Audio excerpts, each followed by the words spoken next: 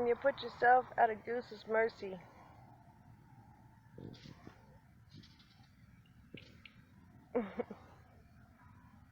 Cuckoo.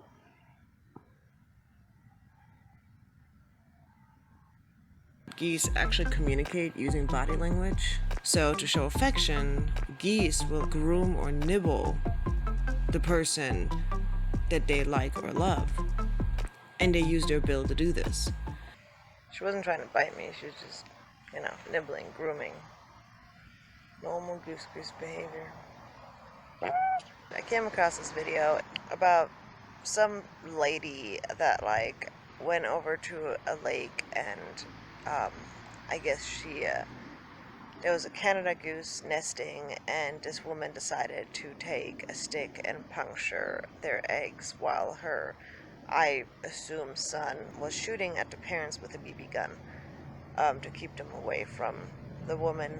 And they were talking about how the neighborhood was appalled and didn't like that, but how the woman apparently was allowed to legally do it because she had a permit.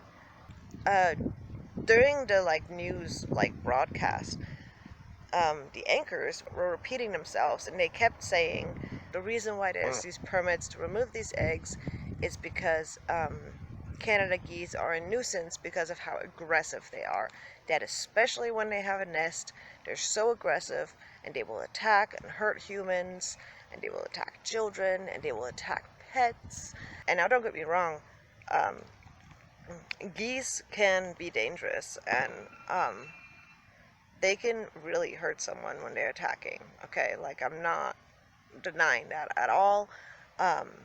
Obviously, I don't want anybody to get attacked, but at the very same time, what I'd like to put out there is that, in my opinion, when it comes to animal behavior, I do not believe that animals are aggressive.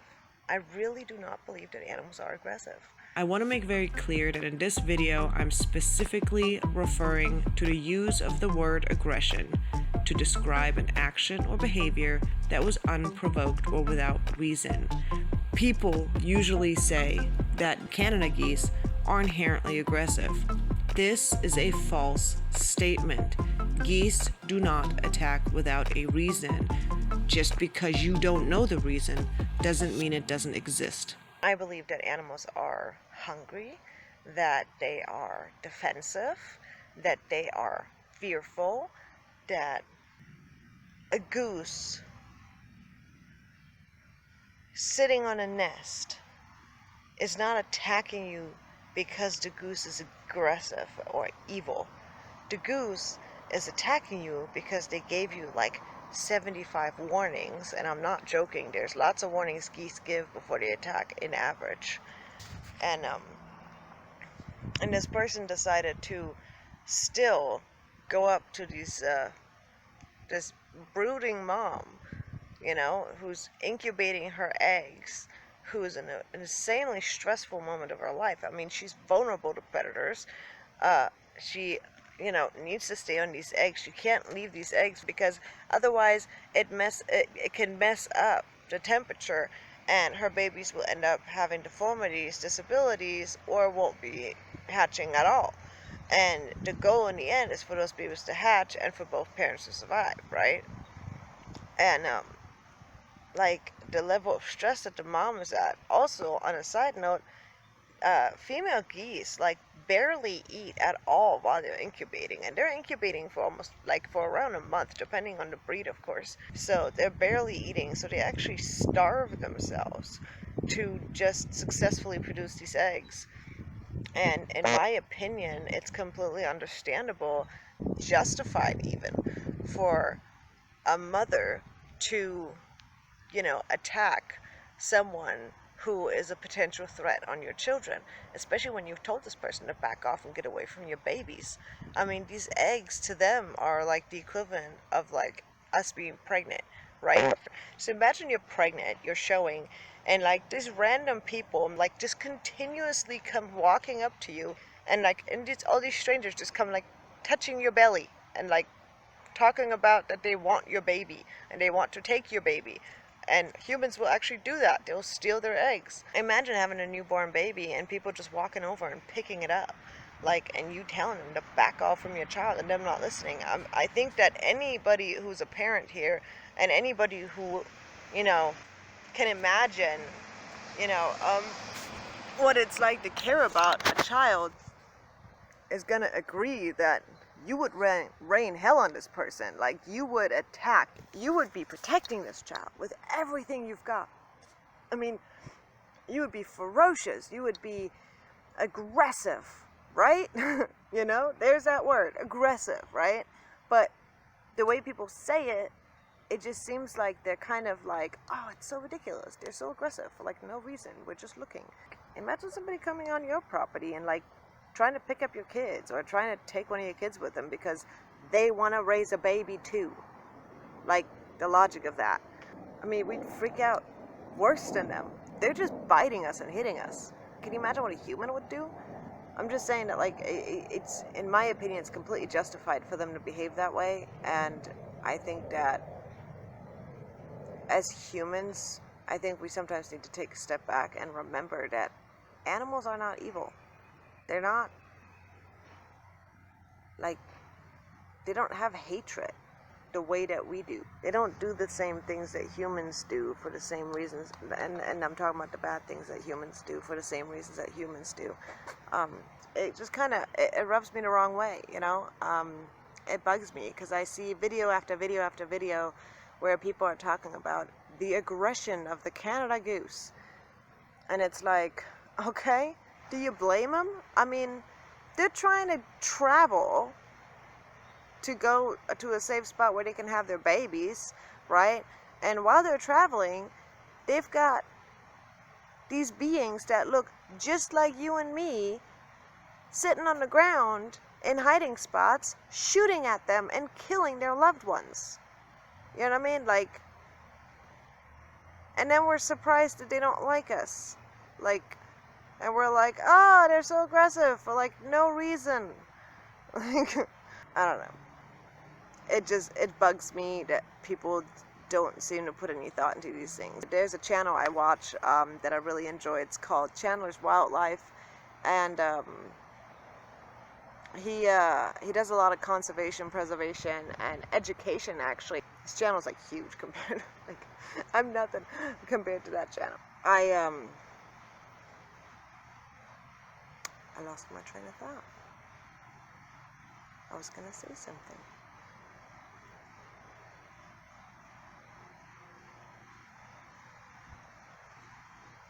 Yep, I lost it. That is, it's a little bit embarrassing. I just remembered Chandler, in one of his videos, he said something that I thought was just such a good point and just so easy to do. It's, nobody expects us to know about all the animals that live on this earth. I mean, unless you have a passion for it and you want to learn about all the animals. And he speaks about how many people have such little to no knowledge about alligators, American crocodiles, about the kind of poisonous snakes they deal with. Bless you. Bless you. And that's how a lot of times people get hurt, is because they simply don't know anything about the animal that is potentially a danger to them, but they live in the same area as the animal. And then the animal is blamed and killed if the animal, behaves like the animal that they are, right? Now, that alligator or crocodile will be, potentially considered a nuisance and will be put down if no rescue steps forward to take them in. And now this animal has to live out the rest of their life in captivity. And they live a long time if they're healthy and treated properly. They can live a very long time. I think it's up to near 100 years. It's close to, it's 80 years or something like that, I think. Not 100% sure on that. According to a quick Google search, American alligators live 30 to 50 years, whereas saltwater crocodiles live around 70 years. Now crocodiles, on the other hand, can live 70 to 100 years. Now, I also found Mr. Freshie, who is a freshwater crocodile, who lived to be 140 years old, which made him the oldest known crocodile to ever be put in captivity. But he said a really good point about the fact that wherever you live, right, you don't have to know everything, but find out what kind of poisonous or dangerous animals you have in your area. Do you have a high activity for bobcats? Do you have mountain lions that live around your area? Do you have alligators or crocodiles that live where you are? Do you have rattlesnakes? Do you have other poisonous animals? Do you have scorpions, right? Like, find out what kind of animals you're sharing your home with, okay? Because as much as our house is our home, yes, but our town is also our home. You know what I mean? Like, our neighborhood is our home. Like, this is places where we live and where we, move around, in our backyard and all these other areas. And there's potentially the possibility that we're going to run into one of those animals. And if that happens, whatever is the most dangerous animal right now, I want you to ask yourself, if you run into the most dangerous animal right now, do you know what to do? If you constantly have to walk past a lake that has like a huge flock of resident geese that doesn't leave, okay, that like lives there year round, okay, do you know what to do if a goose attacks you?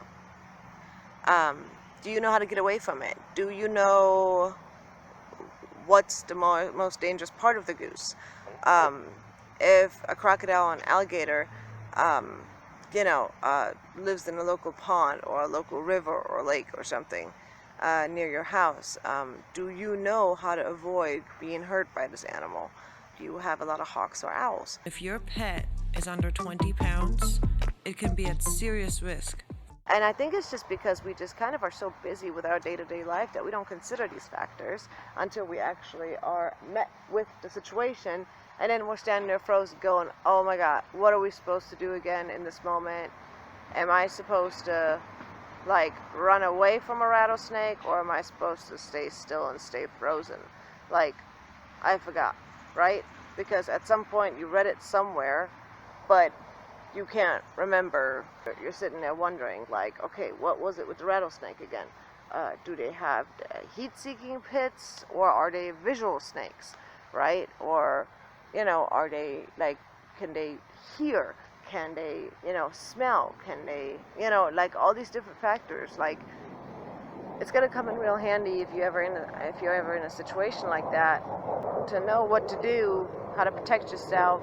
And also, it's gonna come in real handy for you to be teaching your children how to react, because our babies are gonna be out there exploring, and man, do snakes have pretty colors, and do a lot of dangerous animals look absolutely drop-dead gorgeous. I mean, look at bobcats and mountain lions. I mean, are they not just so beautiful? And for anybody who loves dinosaurs or is fascinated by dinosaurs, who doesn't love staring at a giant, like 18, 19-foot crocodile, just in complete and total awe at the just massiveness of this beast? And the fact that this animal's been around for millions of years and has survived the dinosaurs and all kinds of different things. It's fascinating to learn about these animals, and I encourage you to do it too. Pretty Bird and I are going to need to go home. So, I hope that you guys enjoyed today's video. Sorry I rambled on for a while, and we will see you guys soon. Right, Pretty Bird? Look at it. Pretty Bird just hanging out. She just look, I'm done, I'm laying down. Alright, you guys. Bye! Thank you so much for watching today's video. We hope that you enjoyed it and that you'll consider joining our family and our adventures with Pretty Bird the Pet Goose.